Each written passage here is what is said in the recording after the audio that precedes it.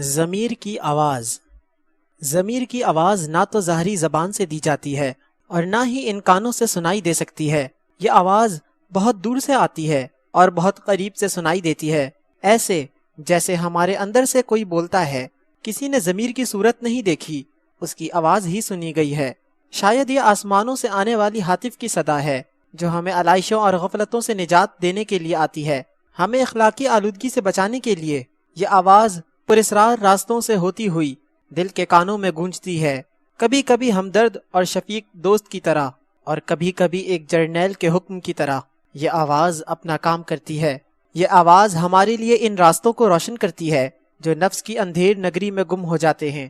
ہم بھول جاتے ہیں کہ ہمارا قیام عارضی ہے، ہمارا وجود ہمیشہ موجود نہیں رہ سکتا۔ یہ آواز بلکہ صرف یہی آواز صدائے جرس ہے، ناقوس وقت ہے، بانگ درا ہے، ایک وارننگ ہے کہ اگر منزل پر نگاہ نہ رکھی گئی تو گرد راہ میں کھو جانے کا خطرہ موجود رہے گا۔ ہم خوش فہمیوں اور خوش گپیوں میں اتنے مصروف ہو جاتے ہیں کہ انجام نظر سے اوجھل ہو جاتا ہے۔ ضمیر کی آواز اس خواب گراں سے بیدار کرتی ہے، ہمیں نشان منزل سے تعارف کراتی ہے۔ یہ آواز ہمارے لیے ہدایت کا چراغ ہے، ایک مخلص دوست، ایک نڈر ساتھی جو ہمارے مرتبوں، ہمارے خوش آمدیوں اور خوشاچینوں کی اصل حقیقت سے آگاہ کرتا ہے۔ ضمیر کی آواز ہمیں بتاتی ہے کہ ہمارے مرتبے اور دبدبے سب عارضی ہیں، ہم فرعون وقت بننا چاہتے ہیں۔ ضمیر کی آواز فرعون کی عاقبت سے تعارف کراتی ہے۔ ضمیر کی آواز پر کان نہ دھرنے والے بڑے بڑے محلات میں رہنے کے باوجود اپنے پیچھے ویرانیاں چھوڑ گئے، بڑے بڑے ذل سبحانی رخصت ہو گئے، فانی ہو گئے، انجہانی ہو گئے۔ جو لوگ زندگی میں انسان کو انسان نہ سمجھتے تھے، انسان کے بچوں کو کیڑے مکوڑے سمجھتے تھے، آخری وقت میں پکار اٹھتے ہیں کہ کاش ہم مٹی ہوتے، کاش ہم اپنے سے مختلف ہوتے، کاش ہم مرتبوں پر مغرور نہ ہوتے، لیکن کاش تو بس کاش ہی رہتا ہے۔ کاش کہنے سے علاج تو نہیں ہوتا، زندگی دوبارہ تو نہیں ملتی۔ زندگی کے مختلف ادوار میں ضمیر کی آواز مختلف ذرائع سے ہم تک پہنچتی ہے، لیکن ہم ہیں کہ زمیں جنبد نہ جنبد گل محمد، ہم پر اثر ہی نہیں ہوتا۔ ایک بچے کے لیے ضمیر کی آواز بس ماں باپ کی آواز کہی جا سکتی ہے، وہ شفیق آواز جو محبت کی حلاوت لیے ہوئے بچے کو آمادہ سفر کرتی ہے، اسے راہ کی دشواریوں سے آگاہ کرتی ہے، علم کی منزل، کردار و اخلاق کی منزل کی طرف گامزن کرتی ہے۔ والدین اولاد کو نیک اور کامیاب راستوں کا مسافر بنانا چاہتے ہیں، وہ وقفاً توقفاً اولاد کو جھنجھوڑ کر جگاتے ہیں کہ وقت بلکہ زندگی، کیونکہ وقت ہی زندگی ہے، رائے گاہ نہ گزر جائے۔ رفتہ رفتہ ماں باپ کی آواز میں اساتذہ کی آواز شامل ہو کر ایک نیا رنگ پیدا ہو جاتا ہے۔ ضمیر کی آواز میں نکھار آ جاتا ہے، یوں محسوس ہوتا ہے جیسے زندگی کے تپتے ہوئے صحرا میں سر پر ایک ابر سایہ دار و گہربار ہو۔ یہ آواز بڑی غم گسار ہوتی ہے۔ خدا کی آواز انسانوں ہی کے ذریعے سے تو آتی ہے، پیغمبروں کے بعد سب سے بڑا رتبہ ماں باپ اور اساتذہ کا ہے۔ کہتے ہیں کہ ایک دفعہ حضرت اویس قرنی نے حضور صلی اللہ علیہ وآلہ وسلم کی زیارت کا قصد کیا، ماں سے نیک سفر پر جانے کی اجازت چاہی۔ ماں نے کہا، بیٹا اگر حضور صلی اللہ علیہ وآلہ وسلم مسجد میں تشریف فرما ہوں تو زیارت سے فیضیاب ہونا۔ اویس قرنی نے ایک طویل سفر کیا پیدل، حضور صلی اللہ علیہ وآلہ وسلم مسجد میں نہ تھے۔ اویس قرنی ماں کے حکم کے مطابق واپس چلے گئے۔ کچھ عرصے بعد پھر قصد زیارت نبی صلی اللہ علیہ وآلہ وسلم کیا۔ ماں نے کہا، بیٹا حضور صلی اللہ علیہ وآلہ وسلم گھر پر تشریف رکھتے ہوں تو زیارت سے نصیب کو سرفراز کر لینا۔ اتفاق یوں ہوا کہ حضور صلی اللہ علیہ وآلہ وسلم مسجد میں جلوہ افروز تھے۔ اویس قرنی واپس آ گئے اور یوں زندگی میں ظاہری ملاقات نہ ہو سکی، لیکن ماں کے حکم کی بجا آوری کا انعام یہ ملا کہ آپ کو باطنی زیارت بلکہ ہمہ زیارت سے فیضیاب کیا گیا، اور حضور صلی اللہ علیہ وآلہ وسلم کا خرقہ مبارک اویس قرنی ہی کو عطا ہوا۔ ماں باپ کے حکم کی اطاعت حضور صلی اللہ علیہ وآلہ وسلم کے فرمان اور اللہ کے فرمان کے عین مطابق ہے۔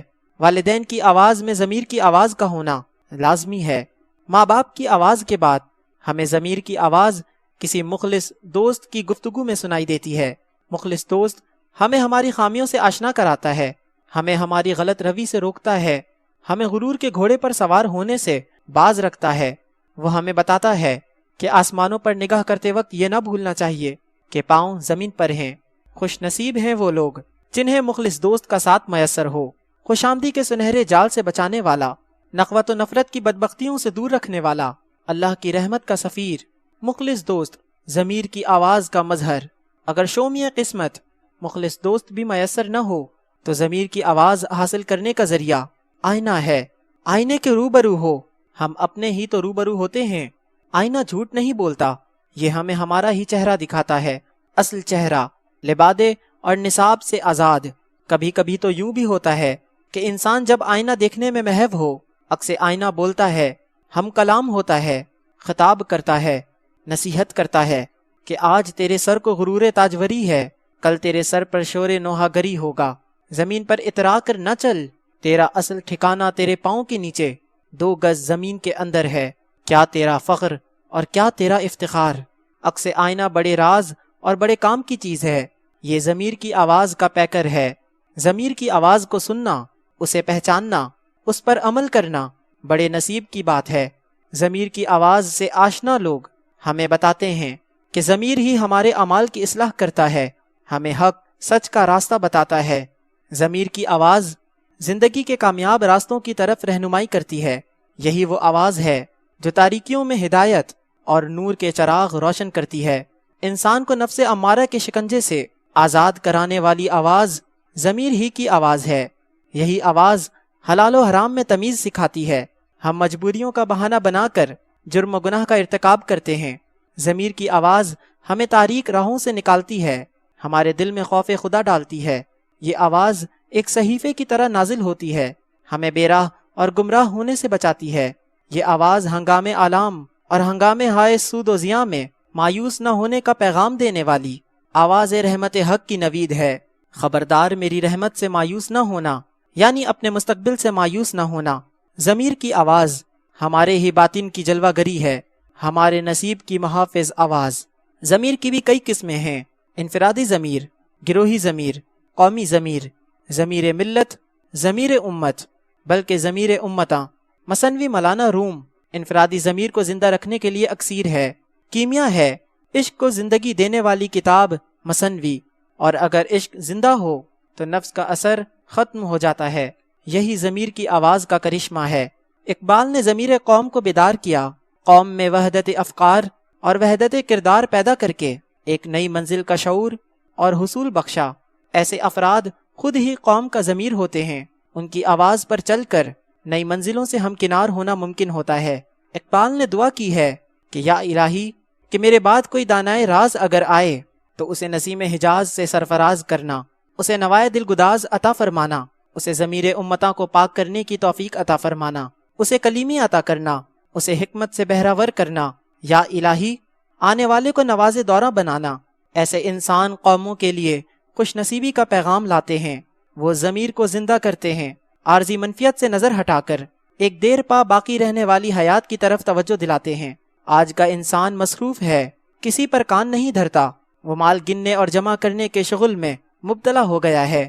اگر اس سے خدا پوچھے کہ تمہیں دوزخ میں بھیجوں یا جنت میں، تو اس کا جواب ہوگا جہاں 2 پیسے کا فائدہ ہو وہاں بھیج دو۔ ایسے آدمی کے لیے ضمیر کی آواز کیا کرے؟ ضمیر کی آواز پھر بھی بدستور پکار پکار کر کہہ رہی ہے، لوگوں حق سے زیادہ نہ لو تاکہ محروم کو بھی اس کا حق مل سکے۔ تم بچوں کو مال حرام کھلاتے ہو یا انہیں آگ کا لقمہ دیتے ہو۔ معصوموں کے ساتھ ظلم نہ کرو، اپنے بچوں کو رشوت کا مال کھلا کر ہلاک نہ کرو۔ تم جس کام کے لیے ملازم رکھے گئے ہو اسے ایمانداری سے کرو۔ استحقاق کی بات کرتے ہو، فرائض کا ذکر کیوں نہیں کرتے؟ وہ ملک لاکھوں جانوں کی قربانی سے بنا ہے، قوم کو ایک اعلیٰ زندگی عطا کرنے کے لیے یہ ملک حاصل کیا گیا، لیکن افسوس چند ہوس پرست جونکوں کی طرح اس کا خون چوس رہے ہیں۔ کسی غریب کو کیا فرق پڑتا ہے اگر اس پر ہندو ظلم کرے یا اس پر مسلمان ظلم کرے؟ غور کرنے کا وقت ہے، سنجیدگی اختیار کرنے کا لمحہ ہے۔ اگر ضمیر کی آواز پر کان نہ دھرا تو خاکم بدہن مسجد قرطبہ، خدا نہ کرے ضمیر زندہ رہا تو فرد زندہ رہا، فرد زندہ ہے تو قوم زندہ ہے، اور قوم زندہ ہے تو ملک سلامت ہے۔ خدا ہمیں بیدار بخت اور بیدار ضمیر بنائے۔ مردہ زمین نے ہمیں پہلے ہی بہت نقصان پہنچایا ہے۔ مردہ ضمیر وہ ہے جو ملک و قوم کے نقصان کی پرواہ کیے بغیر اپنی منفیت کی فکر کرے۔ اگر معاشرے میں باضمیر پیدا ہو گئے تو مردہ ضمیر ویسے ہی روپوش ہو جائیں گے۔ حق آئے گا تو باطل جائے گا۔ ضمیر کی آواز خلاؤں میں موجود رہتی ہے۔ ہم کثیر المقصد کا شکار ہیں۔ ہم ایک سے زیادہ زندگیاں رکھتے ہیں۔ ہم ایک سے زیادہ اموات کا ذائقہ چکھیں گے۔ ہمیں غور کرنا چاہیے، ضمیر کو زندہ رکھنے کی کوشش کرنی چاہیے۔ ہمیں کم از کم محسنوں کے ساتھ وفا کرنا چاہیے۔ ضمیر کی آواز کا یہی پیغام ہے کہ یہ ظاہری شان و شوکت وہم ہے۔ لباس کے اندر ہر آدمی ایک ہی آدمی ہے، اور وہ وقت دور نہیں ہے جب یہ وقت ختم ہو جائے گا۔ ضمیر کے باغی خاک ہو جائیں گے اور ضمیر کی آواز پر چلنے والے کامران و سرفراز رہیں گے۔